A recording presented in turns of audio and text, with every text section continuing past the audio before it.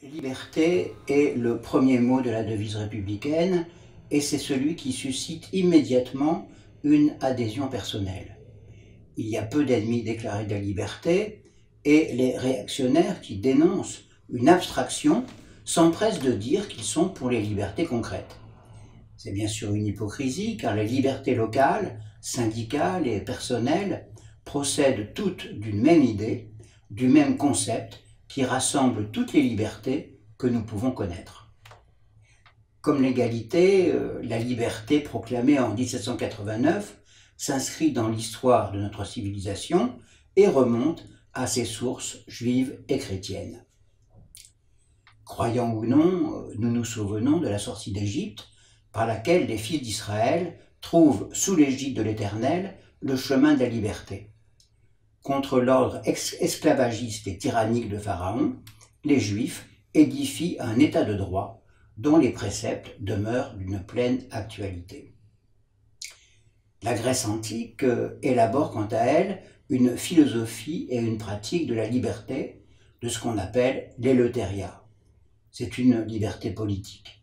Ce sont des hommes libres qui constituent le démos, à la fois comme citoyens soumis aux lois de la cité et comme membres du conseil qui gouverne la cité. Mais on sait que les femmes et les esclaves sont exclus de la citoyenneté et ne bénéficient d'aucune liberté. La théologie chrétienne reconnaît quant à elle l'égale dignité de tous les hommes, définis au-delà de toute différence ethnique et sexuelle comme des personnes libres, comme des êtres raisonnables qui sont tous capables de prendre la parole et d'émettre une opinion ou un jugement. La Révolution française proclame, comme on le sait solennellement, la liberté des hommes et des citoyens. Derrière l'homme citoyen, dévoué à la cause commune, se profile l'individu de la société moderne. Sur la terre d'Israël, en Grèce, à Rome, au Moyen-Âge, à l'âge classique, l'homme se voit comme la partie d'un tout formé par le peuple, par la cité, par la nation. Et c'est au sein de cette totalité qu'il pense et qu'il vit sa liberté.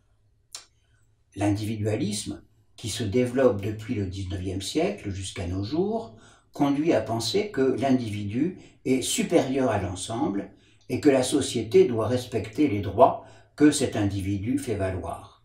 Sa liberté vise une émancipation totale de la collectivité.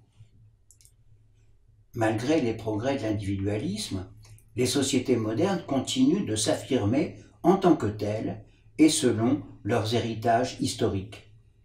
Au XXe siècle, les collectivités nationales se sont révélées plus solides que les empires et les systèmes totalitaires. C'est à l'intérieur des nations que le principe de liberté peut donc être mis en œuvre dans une visée universelle et selon l'histoire singulière de chaque nation.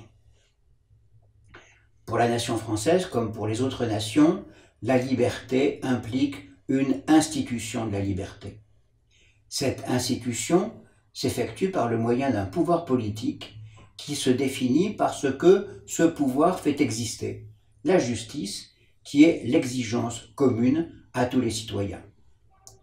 Il faut donc que le pouvoir politique assure la coexistence de la justice et de la liberté, et plus encore qu'il assure la coexistence de l'égalité et de la liberté, puisque la justice suppose l'égalité. En effet, l'égalité et la liberté ne coexistent pas spontanément. Si l'égalité devient une passion exclusive, elle détruit la liberté, et c'est ce qui s'est produit dans les régimes communistes. Si la liberté est illimitée, la volonté de puissance de chaque groupe et de chaque individu va se déchaîner au mépris de toute égalité et de toute justice, et c'est ce que nous voyons dans les sociétés livrées au libéralisme économique. Il est donc nécessaire d'instituer un pouvoir constitutionnel capable d'arbitrer entre la demande d'égalité et l'aspiration à la liberté. Cette aspiration à la liberté se concrétise dans le régime des libertés publiques et dans le principe de la souveraineté d'un peuple qui est libre de ses choix. Ces libertés publiques sont garanties à égalité par la puissance publique et sont bornées par les nécessités de l'ordre public sous le contrôle du juge administratif. L'équilibre entre la liberté et l'égalité est toujours instable, surtout quand le pouvoir politique ne parvient pas à assumer pleinement son rôle arbitral. Nous savons aussi que les institutions judiciaires peuvent abdiquer devant un pouvoir dictatorial, comme ce fut le cas entre juillet 1940 et août 1944.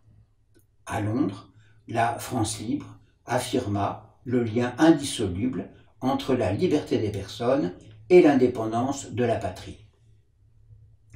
Lorsque le pouvoir politique est confisqué par une oligarchie, ce qui est le cas aujourd'hui, les libertés publiques subissent des atteintes croissantes.